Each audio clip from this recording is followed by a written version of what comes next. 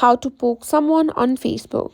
If you've been on Facebook for a while, you might remember the classic poke feature. Well, guess what? It's still here in 2025. In today's video, I'm going to show you how to poke someone on Facebook step by step. So let's get started. First, open Facebook on your web browser, or you can simply open the Facebook app on your phone. Now find the person you want to poke. You can either do this by searching for the name in the search bar or tapping on the profile if you're connected with them. Let's say we want to poke this person. Once you're on their profile, look for the three dots in the top right corner of the profile page. Tap on these dots to open a menu. Now, in this menu, you can simply find an option that says poke. Simply go ahead and tap on poke, and that's it.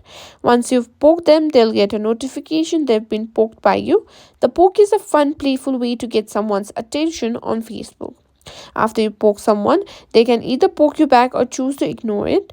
It's just a light-hearted feature that adds some fun to your interactions on Facebook.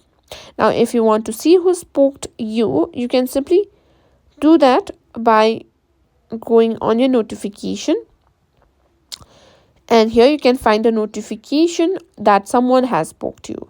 And that's it. Now you know how to poke someone on Facebook.